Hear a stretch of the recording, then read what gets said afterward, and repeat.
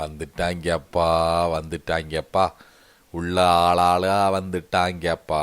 முதல்ல வந்திருக்க யாரு அப்படின்னு பார்த்தீங்கன்னா நீங்களே ஆச்சரியப்படுவீங்க. பயங்கரமான ஆச்சரியம், ஐயோ இவங்களும் முதல்ல விட்டாங்களா அப்படின்ற அளவுக்கு உங்களுக்கு ஆச்சரியம் வர அளவுக்கு ஒருத்தவங்களை உள்ள விட்டுருக்காங்க. யாருன்னு பார்த்தீங்கன்னா அனன்யா. அனன்யா வந்து பிக் பாஸ் வீட்டை விட்டு வெளியே போனதுலேருந்து நம்ம அவங்கள பார்க்கவே இல்லைல்ல. ஆமாம் ஆமாம் கரெக்ட், பார்க்கவே இல்லை. அனன்யா ராவ் உள்ளே வந்திருக்காங்க. வந்த உடனே அவங்க வேலையை ஆரம்பிச்சிருக்காங்க. விஜய் வர்மா, ஐயோ எனக்கு நிறைய விஷயம் கேட்கணும்னு இருக்கு, நான் என்னத்தான் கேட்பேன். கேட்கணும்னு இருக்கான். நீ வந்து சொம்படிச்சது பத்தாது, இப்போ திருப்பி ஆளாக இன்னொரு ஆள் அமைச்சிருக்காங்க. ஆயர்தம் மாயா நீ வா, மாயா மாயா ஆயர்தம் மாயா, அப்படி தான் பேச போகிறாங்க. வந்தவுடனே அதான் பேச போகிறாங்க.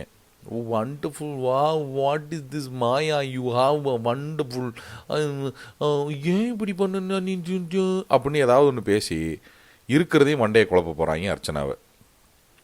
சில நேரங்களில் அர்ச்சனா அவங்க ஒப்பீனியனை வந்து யார் என்ன சொன்னாலும் சரி பிரச்சனையே இல்லாமல் கரெக்டாக திருப்பி திருப்பி வச்சுக்கிட்டு இருக்காங்கன்னு தோணும். சில நேரங்களில் இந்த மாயாவுக்கு வெளியே பயங்கரமான சப்போர்ட் அப்படிங்கிறது அர்ச்சனா மனசுக்குள்ளே திணிச்சனால தான் அவங்களுக்கு கான்ஃபிடன்ஸ் கொஞ்சம் லைட்டாக கம்மியாகுதோன்னு தோணும். எது எப்படியோ நீங்கள் என்ன பண்ணாலும் சரி, நீங்கள் தலைகீழ நின்று தண்ணி குடித்தாலும் சரி நடக்காது ராசா, நடக்காது. அர்ச்சனாக்கு தான் டைட்டில்.